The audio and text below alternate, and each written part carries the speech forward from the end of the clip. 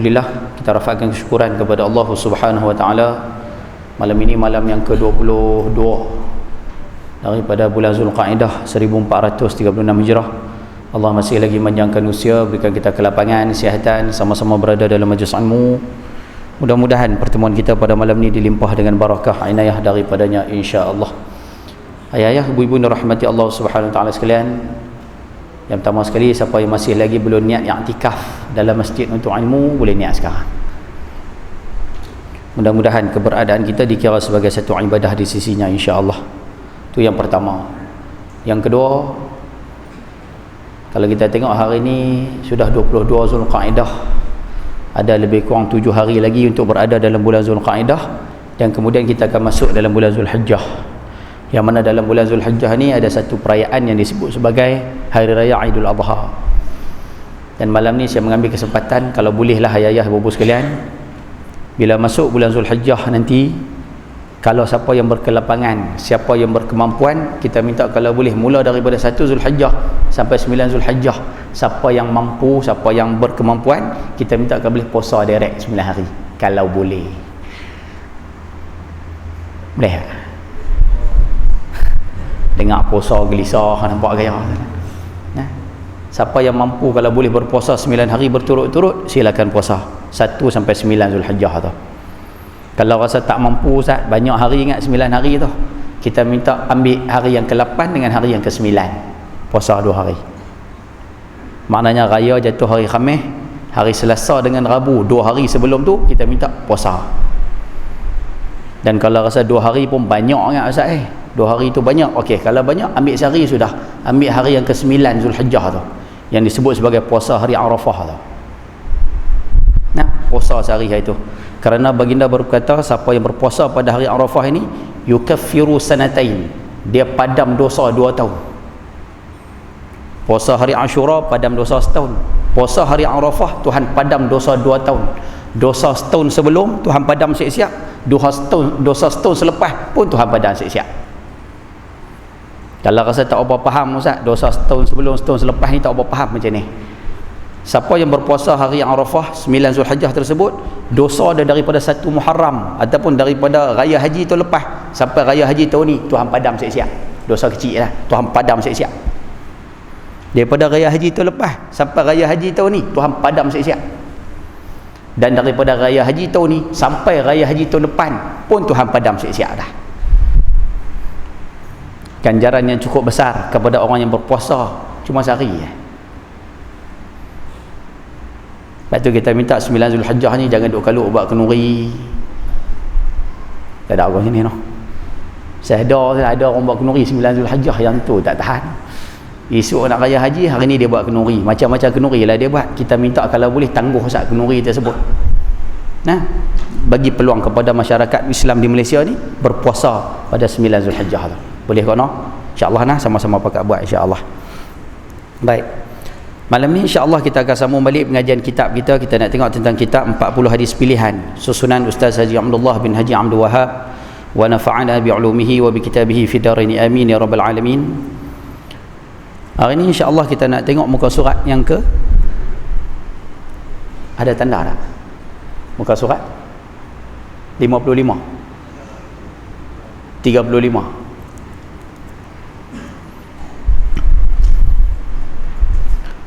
Poin yang ke 3. Baik. Okey. Kita masih lagi bicara berkaitan dengan tajuk yang ke-8. Ayah-ayah yang ada kitab buka muka surat 34. Nah, sekali kita akan sambung baliklah. Buka muka surat 34. Kita masih lagi berbicara berkaitan dengan kelompok manusia yang bijak atas muka bumi ini. Apa sifat dia, apa kriteria dia, apa ciri-ciri dia, dan orang yang bodoh ataupun orang yang ahmak ni kita semua celaka lah, orang yang bodoh lah, senang terjemah.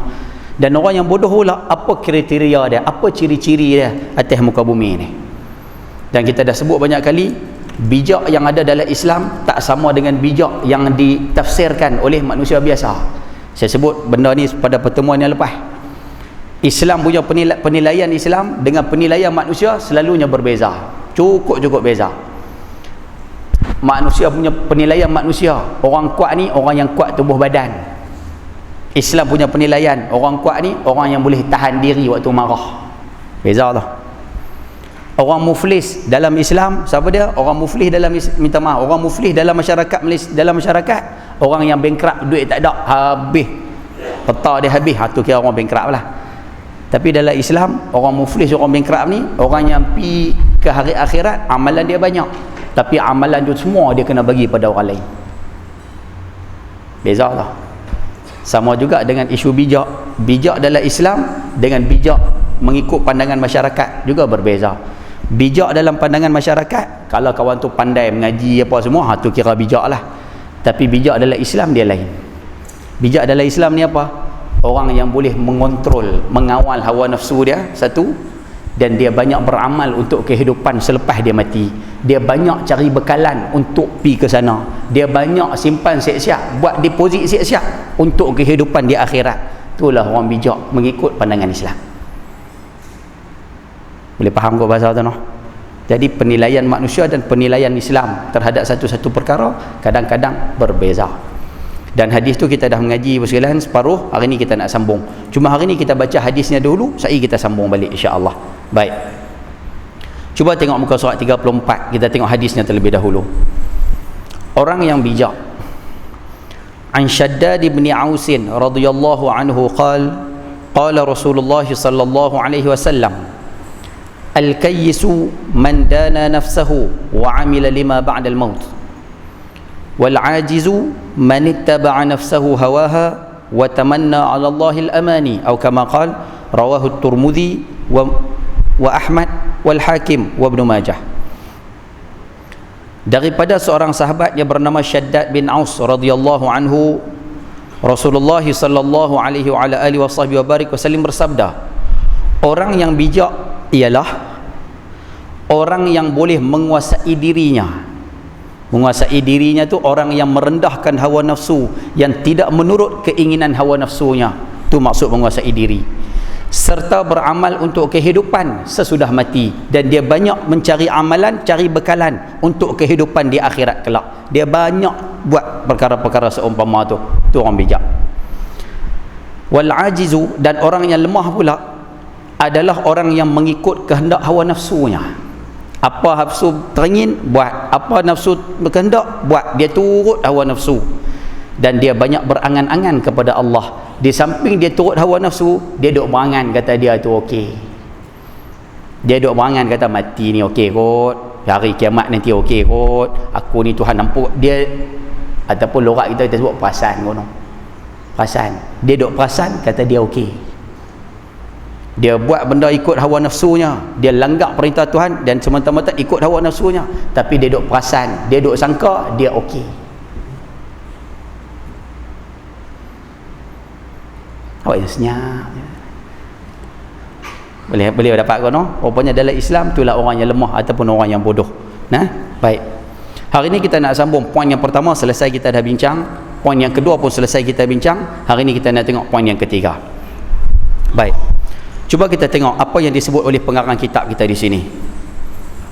Pengarang kitab kita memberikan satu nasihat kepada kita bos sekalian dalam poin yang ketiga. Beliau mengatakan segala nikmat dunia amatlah kecil jika dibandingkan dengan nikmat akhirat. Allahu Akbar. Satu ayat yang cukup cantik yang dia sebut, yang boleh kita ambil manfaat. Beliau mengatakan segala apa yang ada atas muka bumi, segala kenikmatan yang ada atas muka bumi ni, kalau nak banding dengan nikmat di hari akhirat kelak, cukup kecil. Macam mana gambaran dia? Nabi SAW pernah duduk tepi laut sekalian. Baginda pernah, minta maaf no, saya gunakan ayat ni sebagai contoh no. Nabi celup jari dalam air laut. Nabi angkat tu, Nabi tunjuk kat sahabat. Baginda memberikan perumpamaan nikmat dunia hak kamu duk puluh tu, hak ni lah ni hak duk menitik ni. Ni. Hak ni nikmat dunia. Dan nikmat akhirat tu, luk. Nikmat akhirat hak luas tu, itulah nikmat akhirat. Nikmat dunia ni hak ni yang manusia duk pulun teruk hak ni, yang manusia sampai satu tahap korbankan akhirat pulun dunia hak ni, dia duk pulun hak banyak ni. terlalu kecil nikmat dunia jika dibandingkan dengan nikmat akhirat. Allahu Akbar. Orang yang cerdik dia akan nampak nikmat hak banyak tu. Orang tak apa cerdik dia dah nampak ni. Tak? Saya nak kongsi dengan ayah Bapak sekalian, tapi rasuk takut-takut rasa benda ni ulangan semula yang tu yang takut tu. Tapi tak apalah, kita ulang semula pun tak apa Bapak sekalian. Satu daripada kalam Bapak sekalian yang dikatakan kehidupan dunia ni, manusia duk pulun dunia ni nak apa? Sampai satu tahap kita kata buat ibadah, dia kata tak payahlah. Kita kata ni benda ni haram, dia kata tak apa. Kita suruh letak jawatan, tak mau. Contoh. Tak ada kenal-kenal lebaran. Kita suruh buat sesuatu sampai satu tahap dia boleh langgar perintah Tuhan Ustaz, dia boleh langgar ketentuan Tuhan. Boleh langgar pasal apa? Dia duk pulun nak kehidupan dunia ni. Dia boleh ambil rasuah, dia boleh perkena orang. Lagi Ustaz, dia boleh makan benda. Apa tujuan yang dia duk pulun sangat nak kehidupan dunia ni? Ada ulama sebut dia nak 7 benda yang naknya. Ayah duk tengok manusia duk kod segala benda atas muka bumi ni, dia nak 7 benda yang naknya. 7 ke 6? 6 ya. 6 ke 7? Tak apalah, lebih kurang tu lah. Yang pertama dia kata apa? Kata silap saya ni kalam Sayyidina Ali kan. Dia kata manusia duk pulun teruk nak kehidupan dunia ni. Nombor 1 sekali, dia nak makan sedap. Hak tu lah. Haduk puluh cari duit teruk, haduk puluh sapu harta orang apa semua ni, apa tujuan dia? Apa pesan dia puluh nak kehidupan dunia sangat ni? Pasal nak makan sedap. Tu ya. Satu. Yang kedua, nak minum sedap.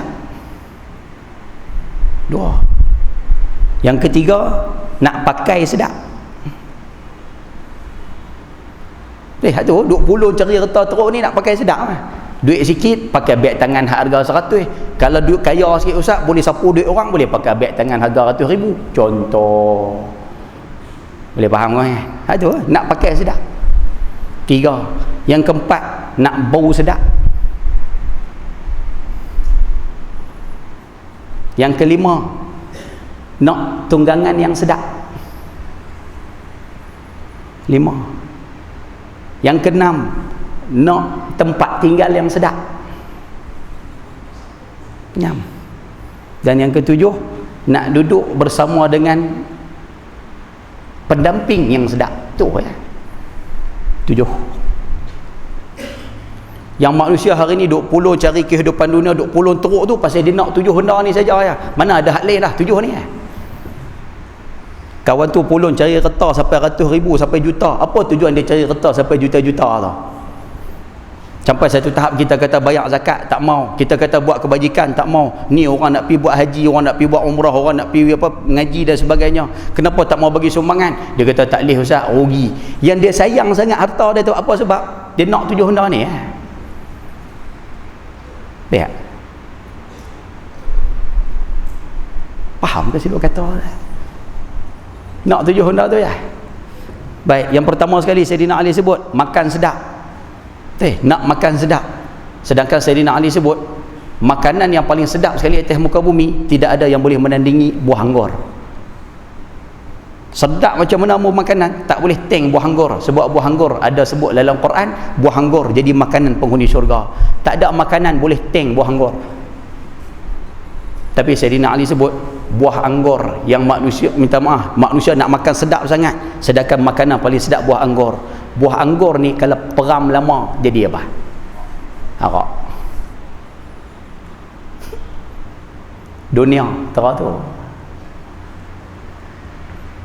Manusia teringin cari reta Ustaz sampai satu tahap tinggalkan akhirat, pulun nak kehidupan dunia ni. Nak apa? Nak minum sedap. Sedangkan minuman yang paling sedap atas muka bumi nama dia madu. Betul tak ibu-ibu? Madu kan? Minuman paling sedap madu. Tapi Sayyidina Ali sebut madu, kalau kita siasat semula madu ni mari daripada mana, kita akan jumpa dia mai daripada ayam lok lebah. Dunia teratur. Yang orang duk pulun sangat. Dia nak apa Ustaz? Dia nak pakai sedap. Sedangkan pakaian yang paling sedap kata Sayyidina Ali, sutra. Dan tu paling sedap sekali, sutra. Mana ada pakaian yang boleh ting sutra? Tak ada. Tapi sutra walaupun sedap, cuba cek tengok mari pada mana.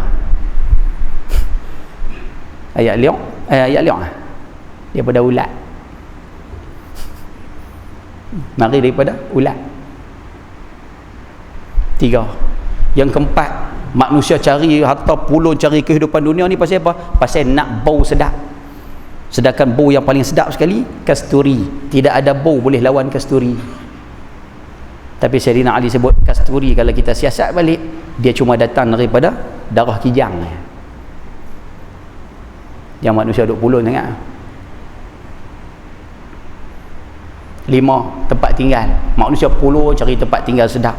Dan tempat tinggal yang sedap ni disebut sekarang ini sebagai mahligai. Itu kira sedap lah tu. Tapi mahligai yang hidup, minta maaf, mahligai yang ada atas muka bumi paling lama boleh bertahan 70 atau 80 tahun sahaja. Kemudian dia runtuh. Teratur dunia. Pulun teruk, kita kata mai lah haji mengaji. Dah, dia duk jaga rumah dia. Rumah buat 3 juta. Sayang sangat rumah dia tu. Padahal rumah dia buat tu 70-80 tahun runtuh. Sanggup habis apa saja. Untuk apa? Mahligai dia, tempat tinggal dia. Sedangkan mahligai tempat tinggal dia boleh tahan berapa puluh tahun ya. Lepas tu habis dunia teratur. Manusia pulun nak kenderaan yang sedap. Pulun cari duit banyak ni pasal apa? Cari harta banyak pasal apa? Cari dunia ni sebab apa? Sebab nak pakai tunggangan sedap. Sayyidina Ali kata tunggangan yang paling hebat sekali kuda. Tak ada benda boleh tank kuda. Apa pasal Ustaz? Yang pertama sekali kuda dia tak pakai minyak. Kuda tak pakai minyak. Satu. Yang kedua, kuda boleh naik tangga. Ferrari tak boleh naik tangga. Beli kereta penjona pun tak boleh naik tangga. Tapi kuda boleh naik tangga. Tidak ada kenderaan boleh menandingi kuda. Tapi kuda ada jangka hayat dia juga. Sampai masa mati ke? Dan yang terakhir Sayyidina Ali sebut, manusia hari ni pulun sangat kehidupan dunia pasal apa? Dia nak cari pendamping yang sedap. Kita terjemah hari ni pasangan. Berapa banyak anak-anak muda hari ni sanggup berkeli dengan mak bapak, dikorbankan pintu syurga tengah-tengah tu pasal apa? Dia bercinta dengan seorang perempuan. Sanggup korban mak bapak pasal cinta dia. Sanggup langgar perintah Tuhan pasal apa? Sayang kat power. Baru ni tak tengok, sanggup suruh mak beli handset baru pasal nak bagi kat power. Mana tengok tu. Sanggup korbankan akhirat dia semata-mata kehidupan dunia. Pasal apa? Dia nak bersama dengan pendamping yang sedap. Pendamping yang sedap tu siapa? Pasangan. Sedangkan Sayyidina Ali sebut, minta maaf hak ni mungkin agak kotor sikitlah. Sayyidina Ali kata, kalau kamu siasat lebih sedikit, cek lebih sikit, kamu nak pasangan yang sedap tu, nak pasangan lah. Kalau ayah-ayah, nak orang perempuan lah. Kalau ibu-ibu di belakang, nak orang lelaki-lelaki lah. Sayyidina Ali kata, cuba cek lebih sikit. Kamu orang lelaki yang nak sangat kat orang perempuan tu, kamu nak apa? Haduk pulun sampai tu tahap takut, minta maaf takut kat isteri, takut kat bini, takut sampai sanggup korbankan hati mak bapak, sanggup lukakan perasaan mak bapak tu. Kamu sayang sangat bini tu, kamu nak apa naknya? Jadi nak Ali kata satu kamu nak. Tak payah sebut kau benda apa noh. Faham sendiri je lah. Kamu nak tu dunia terah tu.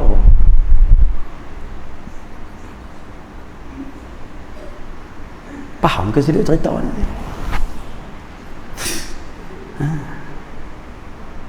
Sebab tu kalau kita bandingkan nikmat dunia dengan nikmat akhirat, nikmat dunia ni tidak ada satu pun yang kekal sekali. Orang cerdik dia pulun nak hak sana, dia korbankan hak ada di sini. Tu orang cerdik. Orang tak apa cerdik, dia pulun hak ni hak tadi ni.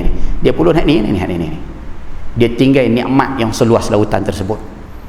Sebab tu kita kalau boleh jadilah manusia yang bijak insya-Allah. Baik. Mereka yang berakal sahaja yang dapat memandang jauh ke depan.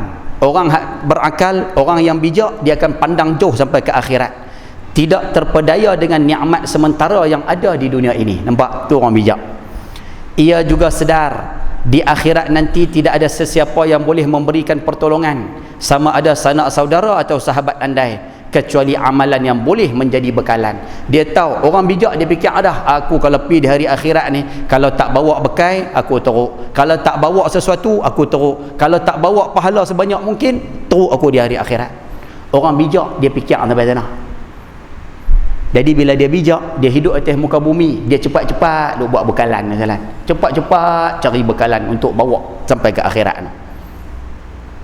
Sebab tu kita hari ni kena jadi macam tu dah misalnya. Kena misalnya. Hidup atas muka bumi sekarang, kita minta cepat-cepat buat, cari kebajikan cepat-cepat. Saya sebut pada ayah baru sekalian sebelum ini. Sebut dah kot rasa ni. Yang Nabi kata cepat-cepat buat amal ibadah, sebut ke? Nabi kata cepat-cepat pulung buat ibadah, takut-takut main kat kamu 7 benda, sebut. Tak kena. Nabi kata cepat-cepat pulung buat ibadah, badiru bil a'mal, cepat-cepat pulung buat ibadah, cepat-cepat buat apa Tuhan suruh, cepat-cepat tinggal apa Tuhan larang ni, takut-takut main kat kamu 7 benda. Mari 7 benda ni kamu tak boleh buat apa dah. Yang pertama Nabi sebut cepat-cepat buat ibadah, takut-takut main kat kamu miskin. Kena miskin, tak ada dah buat apa, tak ada. Tak ada lah, memang tak ada. Duk tengah sedang-sedang elok macam ni, tiba-tiba Allah pak bagi miskin. Kena miskin baru nak pulung buat ibadah, tak ada dah. Kalau buat ibadah pun dia tak boleh nak jadi elok dah. Sambil duk angkat takbir, duk fikir duit nak cari mana ni anak nak makan ni. Dia tak jadi elok dah. Tuhan kata, Nabi kata cepat-cepat pulun, takut-takut Tuhan bagi kat kamu miskin. Satu. Kalau kamu tak kena miskin, takut-takut kena hak nombor 2, takut-takut tiba-tiba Tuhan bagi kaya. Bila kaya, tak ada nak buat kebajikan, tak ada dah. Ayah-ayah duduk elok-elok kat sini, pulun Nusilan. Kalau tiba-tiba Allah bagi kaya, pi di bank rakyat Semarang Jaya tu, pi tekan-tekan, keluar-keluar di mesin tu 2.6 bilion contoh. Kena kaya mengejut macam tu Nusilan. Kena kaya macam tu baru nak pulun, bohong. Sebab tu saya duk pesan, saya rasa sebut dah kot di sini, sebut dah lah. Tak kena. Sebab tu ayah-ayah, ibu-ibu dia sekalian, ada tak di sini duk jumpa, duk sembang dekat kedai lah, duk sembang kat kedai, duk sembang dekat apa, pejabat kat mana ke, hak jenis duk cakap, aku ni kalau dapat 26 bilion tu lah, aku nak bagi kat masjid ni 10 juta. Aku nak bagi kat mahal tahfiz mana-mana seorang sejuta. Yang mana sekolah apa anak yatim ke apa aku nak bagi. Aku bukan macam pok-pok tu, dapat duit sepu kat dia seorang contoh. Ada manusia cakap itu. Faham ke saya duk bagi contoh? Kalau kata ada saya duk cakap gitu, tolong kata kat orang tu sikit, kata kat simang pandai tu lah. Tolong kata kat dia, duk bohong. Kalau dia duduk sembang kemas macam tu, dia duduk kata aku kalau dapat duit sekian-sekian ni aku bagi kat sini, abang dia suruh bohong. Pasal Allah sebut dalam Quran surah Asy-Syura ayat 27, lau basatallahu rizqa li'ibadihi, manusia ni kalau aku bagi dia lebih daripada yang dia patut dapat, kalau dia dapat lebih daripada hak patut dapat, la barau fil ard, dia confirm melampau atas muka bumi. Tunggu. Ayah-ayah yang ada di sini duk dapat pencen 2000 sebulan. 2000 sebulan tu padan dah tu. Padan dah. Kalau lah tiba-tiba Allah pak bagi 26 bilion tu, contoh sekali lagi kita pakai. Sebab angka tu seronok saya sebut, tak tahu siapa. Tiba-tiba Allah pak bagi 26 bilion, kena 26 bilion tu. Malam ni nak main mengaji ke? Tak mengaji dah malam ni. Tak mengaji dah. Orang tanya abang ngaji tu ada mana? Ada mana? Duk Paris. Orang tanya mana lama tak main mengaji, dia kata duduk Paris. Habis Paris ni nak balik ke? Tak balik lagi. Habis Paris nak lajak pergi apa, Copenhagen pula, Denmark. Oh. Lepas tu nak pergi mana? Beijing. Oh. Apa pasal jalan teruk, jalan sakan sangat, duit banyak. Dia nak bagi dah dekat tempat dia sebut tadi, bagi sini sikit, bagi sini sikit, dia tak bagi dah. Kalau bagi pun amount dia tu dia kurangkan. Biasa siapa pun macam tu lah. Ibu-ibu di belakang hak duk dapat sebulan 10 apa 200.5 sebulan 200.5 tu. Sebulan 200.5 tu padan dah tu. 200.5 apa pasal sekupang tak ada tahu. Sekupang tak ada tu padan dah tu. Padan dah tu. Apa pasal? Kalaulah tiba-tiba Allah bagi ibu-ibu di belakang kaya mendadak macam tu, malam ni tak main mengaji dah, tak ngaji dah. Tanya Kaabah ada mana? Kaabah ada mana? No, duk tidur depan butik Farida di Kuala Lumpur. Nak beli tudung baru. Kan hampak tilam tidur depan tu tu dia. Kaya. Cukup saya no. Walakin yunazzilu biqadarin ma yasha. Allah kata tapi aku turunkan kepada manusia ni kadar yang telah dia tetapkan. Innahu bi'ibadihi khabiran basir. Allah kata aku maha mengetahui hamba-hamba aku ni, aku maha melihat hamba-hamba aku ni. Jadi kalau kata kena kaya melampau, tewas. Contoh paling simple, Qarun tewas. Contoh simple yang lain, Sa'labah tewas. Time susah boleh buat ibadah, alhamdulillah. Time kaya tewas. Sebab tu sebelum kaya mendadak, pulun doa. Yang ketiga, Nabi kata pulun cepat-cepat, takut-takut mai pada kamu sakit, kena penyakit tak payah buat-buat. Kena penyakit tak payah. Jadi sebelum sakit, pulun cepat-cepat. Yang keempat, pulun cepat-cepat sebab apa? Takut mari pada kamu tua. Sebelum mari tua, Nabi kata pulun cepat-cepat. Bila mari tua tu tak payah dah. Kamu nak buat ibadah macam muda, tak boleh dah. Kamu nak buat ibadah seumpama anak muda, tak boleh dah. Sebab kamu tua, dia dah mai dah. Level orang kata apa? Slow ni. Ayah-ayah duk baca Quran lama dah. Ibu-ibu duk baca Quran pun lama dah. Baca surah Yasin. Dalam surah Yasin kan ada satu ayat tu kan. Wa man nu'ammirhu nunakkisu fil khalq. Afala ta'qilun? Allah kata wa man nu'ammir, siapa yang kami bagi umur panjang. Ayat tu cantiknya walaupun pendek. Wa man nu'ammir, siapa yang kami bagi umurnya panjang. Nunakkishu fil khalq, kami akan jadikan dia seperti mana awal kejadian balik. Siapa umur panjang, dia akan jadi macam mana awal kejadian. Bayi baru beranak, lepas beranak tu dia tak boleh buat apa, dia duduk terkedang atas katil macam tu ya. Betul tak? Bayi bila main besar sikit Ustaz, dia boleh merangkak. Bila main besar lagi Ustaz, dia boleh bertatih. Tapi bertatih tu jalan pelan-pelan, pegang dinding, pegang katil, pegang apa macam tu lah.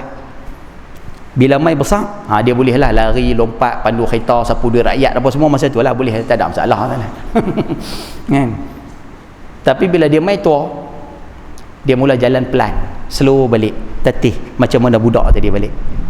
Dia nak naik tangga masjid, dia kena pegang besi tu. Dia nak jadi macam tu balik tu. Kemudian bila umur dia panjang lagi, dia nak jalan tak larat dah, nak jalan pun tak boleh dah. Akhirnya dia buat apa? Dia duduk dalam rumah merangkak. Istilahlah kita terjemah, ngesot. Dan bila umur dia lagi panjang daripada tu 100 lebih contohnya, nak jalan pun tak larat dah, nak mengesot pun tak larat dah. Last sekali duduk tidur terkedang atas katil tu. Sama macam mana bayi baru beranak. Allah kata manusia kalau aku bagi umur panjang, dia jadi macam tu. Afala ta'qilun? Siapa tak mau fikir?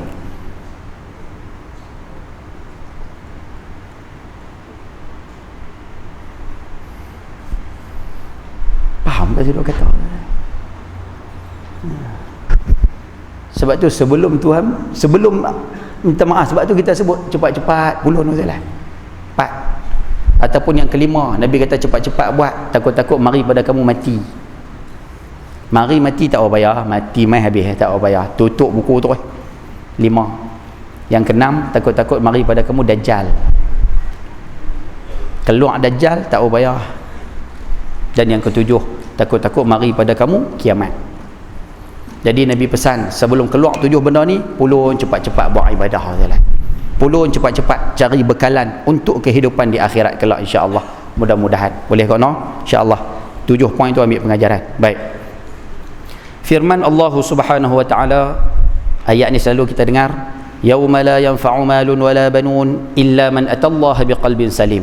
Surah Asy-Syu'ara ayat 88. Pada hari kiamat nanti, harta dan anak-anak tidak memberi faedah. Harta dan anak-anak tidak boleh bantu kita, tidak boleh tolong kita, tidak boleh selamatkan kita di hari akhirat, kecuali mereka yang datang menemui Allah dengan hati yang bersih. Orang yang datang menemui Allah hati bersih sahaja selamat. Harta tak boleh tolong, anak pun tak boleh tolong. Allahu Akbar. Sebab tu kita minta sama-samalah cari bekalan untuk kehidupan di sana, insya-Allah. Ayah-ayah, ibu bunda rahmati Allah SWT sekalian, ada satu benda kita nak kongsi sebelum kita nak sambung poin nombor 5, nombor 4, nombor 5 ni. Sikit nak habis lah. Saya minta kalau boleh kata-kata ni sekalian, ambil dia sebagai satu panduan dalam hidup kita. Kalau boleh mulai malam ni pakai belakang kata-kata ni. Ada satu kalam disebutkan, idza kunta naqilan fa'alaika bitashih. Idza kunta naqilan, kalau kamu jadi orang yang memindahkan. Pindah ni maksudnya pindah cerita, pindah maklumat, pindah apalah. Kalau kamu jenis orang yang pindah cerita, pindah maklumat ni, fa'alaika bitashih. Pastikan benda yang kamu pindah tersebut betul dulu. Pastikan dulu benda tersebut betul. Baru kamu nak pindah. Maksud pindah ni kamu nak cakap. Pastikan betul dulu baru cakap. Pastikan betul dulu baru kita send dekat orang. Pastikan betul dulu baru ulah. Pastikan betul dulu baru komen. Pastikan betul dulu baru share pergi dekat orang lain, dalam grup ke apa kah. Faham tak bahasa saya tuan-tuan?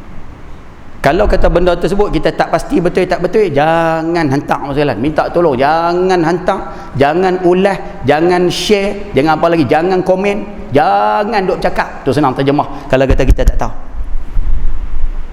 Sebab apa? Takut-takut benda yang kita ulah, benda yang kita komen jadi fitnah. Saya bawa contoh simple sudah lah.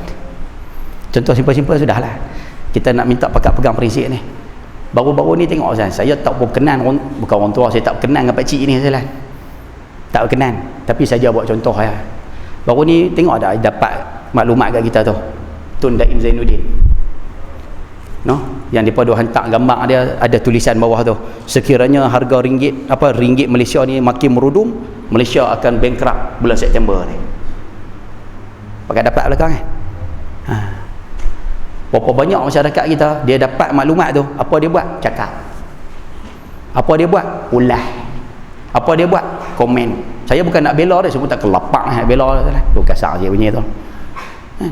Berapa banyak dapat maklumat tu, dia hantar pergi kat grup dia, share. Dia hantar pula dalam keadaan dia sendiri tak siasat dulu benda tersebut. Ustaz main mengajak pun sebut dah benda tu. Tuan-tuan, tu Daim kata kita bulan 9 kalau kata duit ringgit jatuh, bankrupt kita bulan 9 ni. Ustaz pula contoh. Tengok-tengok esok tu keluar pula sekali lagi berita tersebut palsu. Tak apalah, palsu tu tak apa. Masalah dia hadut ulah dah macam nak kira. Hadut komen dah macam nak kira. Hadut share pergi dekat grup lain dah macam mana kira. Ustaz hadut mengajak dah tu macam nak kira.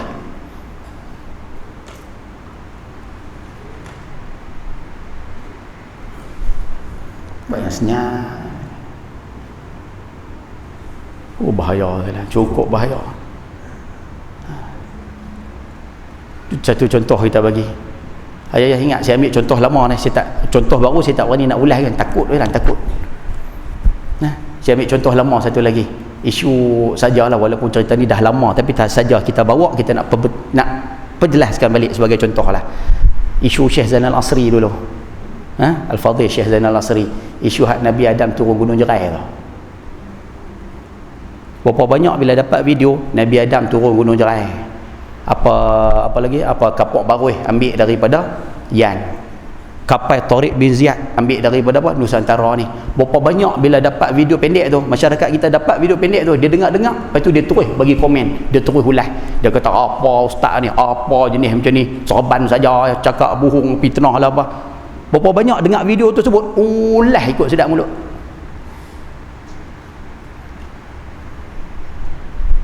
Macam pakai ulah dah aja nampak gaya salah. Padahal sebelum kamu nak ulah perkara tersebut, apa salahnya pastikan dulu hak dia cakap tu betul tak betul. Cari video penuh dia dulu. Sedangkan bila kita cari video penuh dia persoalan, kita dengar balik daripada awal sampai sudah. Saya boleh kata macam ni lah, setakat kepahaman saya duk dengar tu lah. Saya boleh cakap macam ni lah, apa hak dia kata tu betul. Hak dia kata tu kita boleh buat kesimpulan mudah, betul. Betul macam mana Ustaz? Cuba dengar saya sebut Ustaz. Saya nak tengok sekali ayah pakat mengaku lah. Hak dia kata tu betul ke tak? Kalau ikut video penuh dia ulas tentang isu zikir dengan akal. Kalau tak silap saya, zikir dengan akal. Zikir dengan mulut, sebut nama Allah tu, zikir dengan mulut.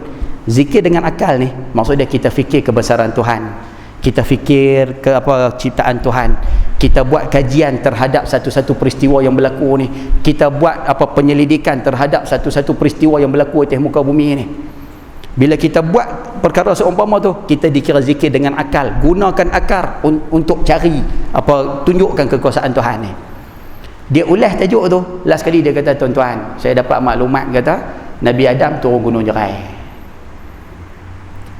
Kapal Tariq bin Ziyad apa ambil kayu dia di Nusantara.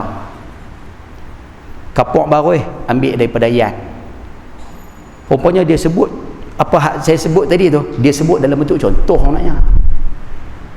Dan hujung tu kan dia sebut, dia kata tuan-tuan kajilah, tuan-tuan buatlah kajian. Kalau tuan-tuan jumpa, tuan-tuan bagi tahu saya pula, saya pun nak tahu juga. Rupanya dia sebut hak tadi, hak poin hak saya duk kata tu, Nabi Adam kudu cerai dan sebagainya, dia bawa dalam bentuk contoh.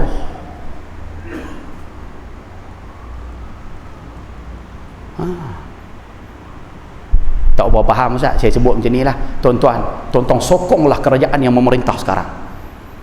Orang yang dengar ayat saya kata ni, dia akan kata Ustaz ni sokong UMNO buat gaya. Betul tak? Kalau dia kerat setakat tu, dia akan kata Ustaz ni sokong UMNO. Kalau saya sebut tuan-tuan sokonglah kerajaan memerintah, demikian kata Perdana Menteri Malaysia.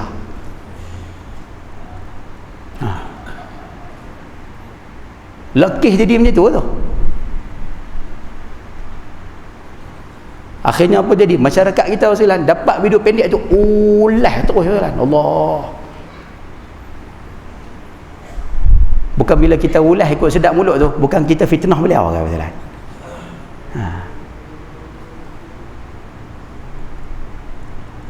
Sungguh Ustaz. Sebab tu kita minta kalau bolehlah lepas daripada ni ayah-ayah ibu-ibu dapat maklumat apa sekalipun, siasat dulu maklumat tu baru ulah Ustaz.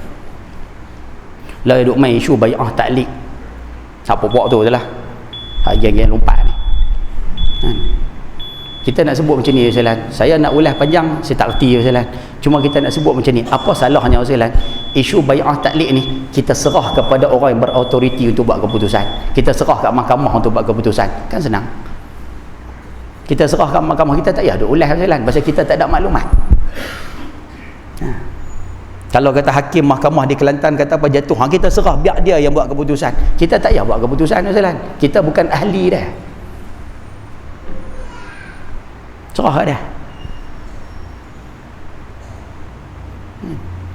Kita dah ulah dah Ustaz, ulah dah. Ada ramai ulah mana bai'ah ni tak betul lah, depa buat bai'ah ni mempolitikkan agama lah.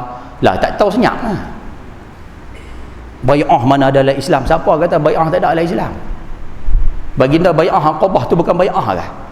Bai'ah Aqabah yang kedua tu bukan bai'ah kah? Bai'atul Ridwan tu bukan bai'ah kah? Ada bai'ah dalam Islam, dia tak tahu senyap lah. Faham kok bahasa saya tu Ustaz? Sebab tu sebelum nak ulas Ustaz, pastikan maklumat tu dulu baru kita ulas. Kalau tak tahu, lebih baik kita senyap Ustaz. Man kathural kalam kathural khata'. Lagi banyak bercakap, lagi banyak salah. Boleh noh? Satu. Faham ke saya duk babak? Boleh noh? Yang kedua, minta sama-sama lepas ni dapat apa maklumat sekalipun, siasat dulu maklumat tu baru hantar pergi kat orang. Dapat maklumat tu pastikan betul dulu baru share dengan orang. Selagi mana tak tahu jangan buat, jangan Ustaz. Takut jadi fitnah.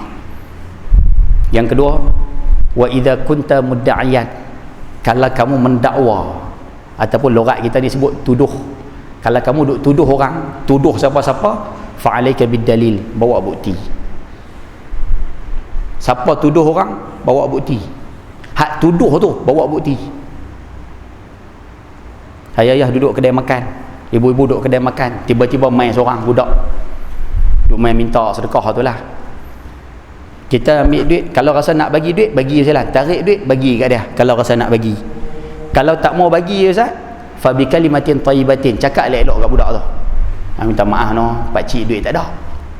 Kan? Abang elok pakcik duit tak ada, minta maaf lah. Padahal sebut duit tak ada, dia duk tibai nasi dengan sotong dengan ketam dengan apa tu. tapi dia mak duit tak ada, tak apalah. Kan duk makan kedai si kanak lah. Kalau tak boleh nak bagi, cakap elok-elok. Yang kita tak mau apa dia? Ni kira mai minta kat orang lah, sedikit barang ni.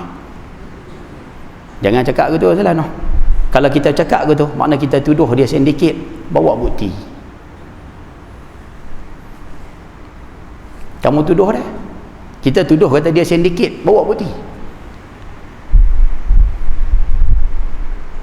Ada bukti tak tuduh dia? Tak ada bukti saya. Kok lah saya. Kok tak pakai.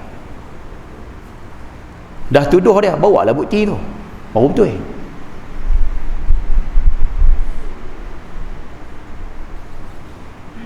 Faham tak saya duk kata? Ayah-ayah ibu-ibu duk kata, ustaz tu gatai. Contoh. Kan? Ustaz tu gatai. Duk kata ustaz tu gatai, bawa bukti. Faham kok bahasa saya tu noh? Saya bawa contoh dua aja. Kiaslah dengan contoh-contoh yang lain Ustaz. Kaitlah dengan contoh-contoh yang lain. Poin kita nak sebut di sini, bila kita nak pindah satu cerita, bagi betul dulu. Pastikan kebenaran cerita tersebut dahulu. Satu. Yang kedua, kalau nak tuduh orang, bawa bukti. Boleh kau noh? InsyaAllah nah, jadikan dia sebagai satu panduan hidup kita menghadapi hari-hari berikutnya. Pasal apa Ustaz sebut tajuk ni? Pasal lah zaman Dajjal. Takut lah noh zaman Dajjal. Kadang-kadang satu berita tu boleh dibuat oleh 3-4 pihak. Ada 3-4 pihak boleh buat satu cerita. Kadang-kadang keluar satu gambar. Gambar tu kadang bukan gambar yang betul, gambar tu edit. Dan yang edit pula boleh jadi banyak pihak edit. Boleh jadi pihak hak duk dalam gambar tu sendiri, muka orang dalam gambar tu, dia edit dia gambar dia sendiri. Pasal apa? Nak raise simpati. Boleh jadi. Boleh jadi musuh edit gambar tersebut. Boleh jadi. Boleh jadi orang nombor 3 nak pelaga dua puak yang sedang bergaduh. Puak nombor 3 buat gambar tersebut, edit gambar tersebut pun boleh jadi. Ataupun puak nombor 4 lah pun boleh jadi juga. Kuasa luar edit gambar tersebut, dia hantar pergi kat negara tersebut. Satu negara kacau bilau dengan sebab gambar tu. Padahal punca dia orang nombor 4, pihak luar daripada negara kita yang buat gambar tersebut pun boleh jadi. Sebab itu nak buat apa-apa lah, siasat dulu. Siasat.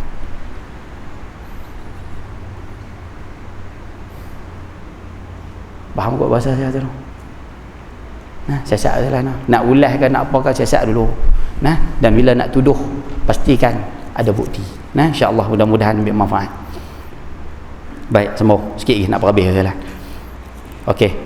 Poin nombor 4. Selesai tajuk orang bijak. Kita nak masuk pula orang lemah ataupun orang yang kita nak sebut apa? Bodoh ni, orang bodoh. Baik. Orang yang lemah pula, wal ajizu, orang yang lemah pula sama ada mereka itu orang Islam ataupun bukan Islam. Baik. Wal ajizu, orang yang lemah dari sudut pandangan Islam ni dia ada dua kategori.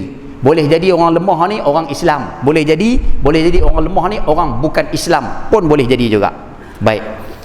Orang Islam, kenapa orang Islam ada juga masuk kategori lemah ni? Kenapa? Orang Islam lemah kerana imannya masih belum sempurna ataupun ia masih lagi mengikut hawa nafsunya. Boleh jadi tak? Dia orang Islam tapi hidup atas muka bumi ni turut apa hati berkenan, turut apa nafsu dia berkenan. Kita kata buat kerja ni untuk akhirat, dia duk nampak untuk dunia. Kita kata buat kerja untuk akhirat, cari mardatillah, dak dia duk nampak Putrajaya situ. Contoh. Buat jana salah. Dia nampak dekat tu Oh, sayang salah. Nak buat macam mana? Dia ikut. Dia masih lagi turut keinginan hawa nafsu ya. Dan dia terlupa ataupun sengaja tak mau ingat bahawa dia akan mati pada bila-bila masa. Jenis orang Islam lemah ni, dia hidup turut hawa nafsu sepasal. Yang kedua, dia lupa dia nak mati. Dia duk ingat dia lambat lagi nak mati. Itu senang terjemah. Dia duk rasa dia okey. Agak salah. Orang Islam macam ni masih lagi kategori orang Islam yang lemah sebab dia selalu lupa mati. Lepas tu kita minta jangan bagi, tak apalah sama-sama silah ingat mati ni siapa pun kenal silah. Orang Islam lemah sebab tu lah ikut hawa nafsu dan dia lupa kata dia nak mati. Selesai. Kelemahan orang bukan Islam. Orang bukan Islam pula mereka berada di bawah kekuasaan hawa nafsu. Pasal apa orang bukan Islam masuk kategori orang lemah? Sebab dia turut hawa nafsu sepenuhnya, tidak percaya pada Allah, bahkan menentang Allah Subhanahu wa taala. Tu pasien orang bukan Islam, orang kafir. Ala senang terjemah. Allahu akbar. Ayah bunda rahmati Allah Subhanahu wa taala sekalian, kita nak sebut macam mana sekalian? Saya rasa contoh ni saya bawa 2 kali 3 kali dah di masjid ni. Cerita tentang kita ni ahli dunia ke ahli akhirat sekalian? Kan? Kita ni ahli dunia ke ahli akhirat? Yang mana saya pernah bawa cerita tu, saya rasa sebut dah, saja ulang balik lah. Nah, saja remind balik, peringat. Kan ada seorang seorang anak murid pergi jumpa tok guru tu. Dia kata kat tok guru, saya ni ahli dunia ke ahli akhirat? Tok guru dia jawab, kalau kamu tak tahu diri kamu macam mana, aku lagi tak tahu. Kalau kamu tak tahu, aku lagi tak tahu. Tapi aku nak tanya kamu 2 soalan je. 2 soalan ni menentukan kamu ni ahli dunia ke ahli akhirat. Soalan nombor 1, satu hari kamu duduk di rumah kamu, ada orang datang ke rumah kamu, dia bagi kat kamu 10,000 dirham, 10,000 ringgit. Dia ambil 10,000 ringgit, dia bagi kat kamu ni. Kamu masa tu rasa apa? Tok guru ni tanya anak murid tu, kamu rasa apa masa tu? Anak murid dia kata, seronok lah tok guru, dapat 10,000, seronok lah. Baik, selesai soalan pertama. Soalan nombor 2, satu masa yang lain pula, ada orang miskin datang pada rumah kamu, dia ketuk pintu rumah kamu, dia minta sedekah pada kamu. Kamu ambil duit kamu 10,000 ringgit, kamu bagi ke orang miskin tu pula. Kamu rasa apa? Nampak? Kamu rasa apa? Anak murid tu kata, rugi tu. Rugi, tak seronok lah. Bagi 10,000 kat orang, tak seronok lah. Tok guru tu jawab, cantik Ustaz, kesimpulannya dia buat cukup cantik. Dia kata macam ni, jawapan kepada soalan kamu tadi, kalau ni cerita kalaulah waktu kamu bagi 10,000 ringgit pada orang tu, waktu kamu bagi kat orang 10,000 ringgit, kamu rasa lagi seronok, lagi bahagia, lagi ceria daripada waktu kamu dapat 10,000 ringgit tu. Kalaulah waktu kamu bagi kat fakir miskin tu 10,000 ringgit, kamu rasa lagi seronok daripada waktu kamu dapat, kamu masa tu dikira ahli akhirat. Kamu ahli akhirat. Tapi kalau kamu masa dapat 10,000 ringgit, kamu seronok, waktu nak bagi kat orang kamu rasa berat, kamu masih lagi ahli dunia.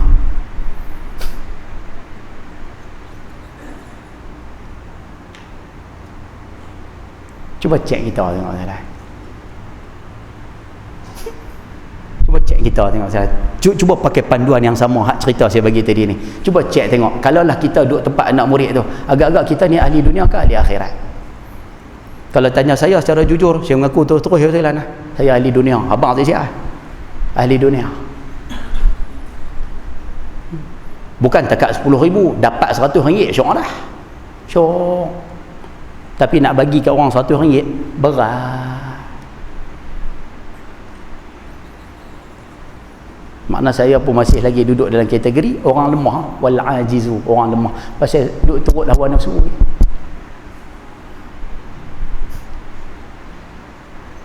Bukan lagi minta maaf no, bahasa ni kasar je lah no. Agak-agak kalau mati dalam keadaan macam ni macam mana je lah no.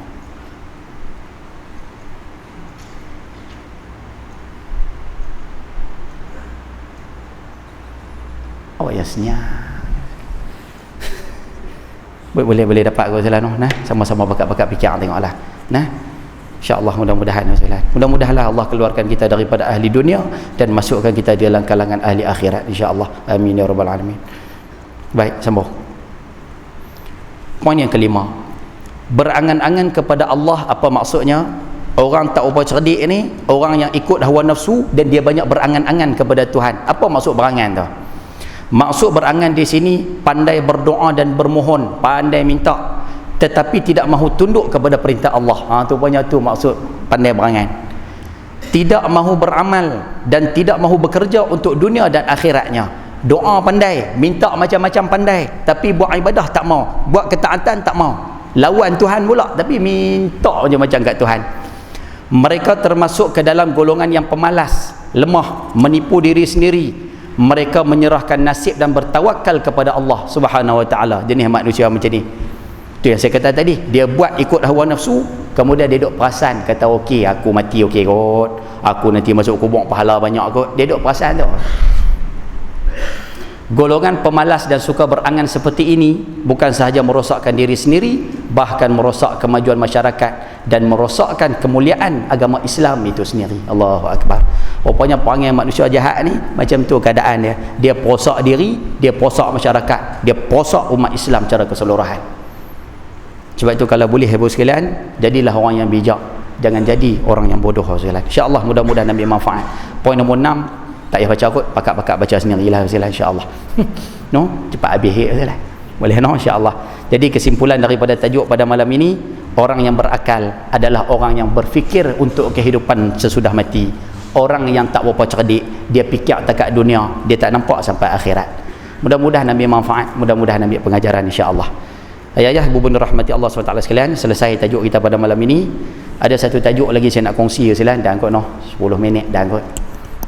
Saya rasa tajuk ni tajuk yang simple biasa sahaja, cuma kita nak bagi panduan ni pada ayah bubu sekalian, balik tolong habaq dekat orang di rumah, yang tu aja. Malam ni saya nak kongsi sikit tentang adab kita sebagai tetamu. Sikit ya sekalian, saja peringat balik ya. Adab kita bila pergi rumah orang, apa akhlak kita bila pergi rumah orang. Nombor 1, saya sebut ringkas-ringkas poin lah bagi cepat. Nombor 1, pergi rumah orang, bagi salam 3 kali ya. Bagi salam 3 kali. Orang tak jawab, balik. Tekan loceng, kalau boleh tekan 3 kali sudah. Assalamualaikum, tang, tekan loceng sekali. Assalamualaikum, tang, tekan loceng sekali lagi. 3 kali tekan loceng, tak ada siapa jawab, balik. 1. Pi rumah orang, pi pintu depan sahaja, tak mau dah duk pusing kat pintu belakang. No, ibu-ibu belakang no, boleh kot no. Nah, jangan duk kona kat pintu belakang. Pi rumah orang, pintu depan. Melainkan bila tuan rumah panggil, dia kata mai kot belakang ni, aku ada kot belakang ni, masa tu tak apalah pergi kot belakang tu. 2. Yang ketiga, ayah-ayah kalau pergi rumah orang, cuba nak duduk depan pintu rumah tu, cuba perhati tengok tombol pintu tu ada belah mana. Kalau kata tombol pintu tu ada belah kiri, duduk belah kiri. Tombol pintu kalau ada belah kanan, duduk belah kanan. Kalau jenis pintu sliding door, jenis pintu slide macam tu, tengok kunci tu belah mana. Kalau kunci belah kiri, duduk belah kiri. Kunci belah kanan, duduk belah kanan. Jangan duduk betul-betul pintu.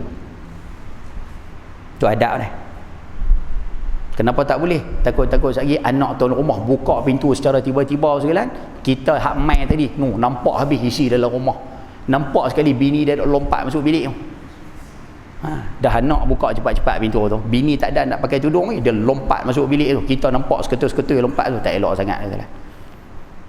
Lepas tu pakat jaga belakang lah. Masuk dalam rumah, mana tempat yang tuan rumah kemas, tuan rumah kemas tempat di mana, tempat yang dia kemas, duduk situ. Kita pergi rumah dia, dia duduk kemas rumah tu, dia duduk kemas sofa tu, duduk di sofa tu. Jangan duk bagi cadangan, tuan rumah kata ni mai duduk sini lah, kita sembang sini. Tetamu pula kata, tak payah sini panas, duduk sana. Jangan lah. Kan? Tuan rumah sediakan tempat di situ, duduk di situ. Tu adab. Masuk dalam rumah orang, jangan duk tengok perhiasan dalam rumah tu banyak sangat, jangan. Duk tengok perhiasan tu, perhiasan ni, sini, lepas tu duk tanya, jangan. Adab kita jangan, jangan. Ni min haitsul adab, min jihatil akhlak, daripada sudut akhlak. Jangan tengok pintu bilik rumah orang, tak boleh. Kita duduk dalam rumah, selalu tabiat orang pergi rumah ni, selalu tabiat tetamu ni, bila pintu rumah terbuka, selalu dia nak tengok. Pintu bilik buka, selalu dia nak tengok. Dia nak tengok siapa keluar pada bilik tu, satu. Yang kedua, dia nak tengok isi apa dalam bilik tersebut. Lepas ni pergi rumah orang, jangan tengok dah pintu bilik rumah orang tu lah. Perbuatan tu dikira kurang beradab. Jangan tengok laluan masuk tu. Laluan apa? Daripada dapur ke ruang tamu tu ada laluan dia. Kita tak dibenarkan, adab kita tak boleh duk tengok laluan tu, tak boleh. Pergi rumah orang duk perhati laluan tu, laluan masuk, laluan dapur dengan ruang tamu tu, duk perhati gitu. Tak boleh no. Orang kita selalu perhati sebab dia duk tunggu bila popok ni nak pula ayak tu. Dia duk suka perhati laluan tu, tak boleh lah. Dan kita minta ibu-ibu yang ada di sini minta tolong. Saya rasa sebut dah tajuk ni kan. Nah, kita minta tolong ibu-ibu di belakang, pergi rumah orang, minta tolong jangan masuk dapur rumah orang. Nah, ibu-ibu pergi rumah siapa-siapa pun jangan masuk sampai dapur rumah orang. Duduk di ruang tamu cukup. Boleh nah? Macam masuk dah aja nampak gaya. Pergi rumah orang duduk di ruang tamu cukup Zailan. Cukup. Jangan masuk sampai ke dapur nah. Kalau kita masuk sampai ke dapur juga, Allahu Akbar. Tuan rumah mula nak cakap bohong. Tuan rumah mula nak cakap bohong kalau kita masuk. Rumah tuan rumah tu, isteri tuan rumah, minta maaf lah, kita sebut orang tuan rumah yang perempuan tu lah.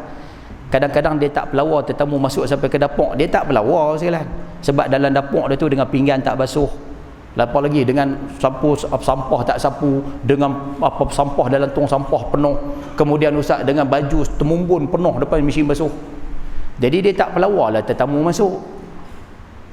Bila tetamu masuk terus macam tu, akhirnya apa jadi? Tuan rumah mula nak cakap bohong.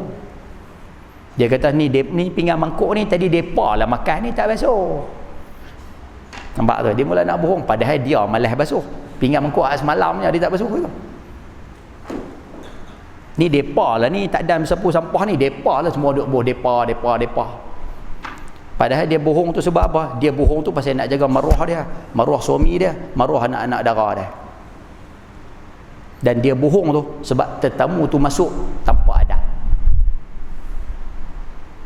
Sebab tu kalau boleh ayah-ayah yang pergi melawat rumah orang, kalau boleh minta tolong Selano.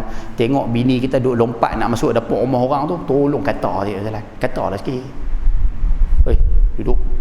Kata sikit. Tengok dia duduk bangun, buang beg tangan dia tu nak jalan masuk dapur rumah orang, cuba kata, "Oi, duduk." Dia kata tu nak pergi tolong depa bancu hayak saja. Abang tu duduk, suruh buat rajin lah. Main rumah orang rajin, duduk rumah sendiri penjagaan baik. Kata bila sikit. Dan kalau boleh minta tolong lah. Satu daripada budaya kita ni, kadang-kadang kita dengan isteri kita tak masuk. Kadang-kadang kita duk perambat anak untuk masuk. Yang tu pun kalau boleh jangan. Kadang bini tak masuk, isteri kita tak masuk, tapi dia duk perambat anak tu. Dia kuit anak, "Noh, pergi tolong makcik macam hayang." Jangan. Jangan. Bukan rumah kita. Habis tu nak tolong ustaz, bila tuan rumah tu buat keluar ayak dalam tu, dalam apa? Kita pergi dalam talam tu lah. Dia duk usur dalam talam, dia keluar main kat ruang tamu. Masa tu tak apalah, kuit anak.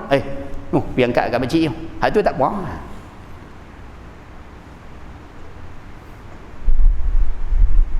Faham ke siduk kata tu?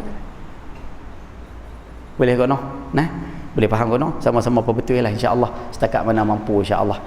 Saya ulang sekali lagi sebagai penutup, di antara tanda manusia tu Allah nak bagi dia hidup hina atas muka bumi, tanda dia yang pertama sekali Tuhan bagi dia tak ada ilmu. Itu tanda dia. Cara tak ada ilmu ni banyaklah, tak ngaji langsung, ataupun nak ngaji hanya banyak halangan, ataupun yang ketiga dia main mengaji tapi dia tak faham apa. Dan yang kedua, Allah nak bagi manusia tu hina, Allah bagi dia tak reti adab.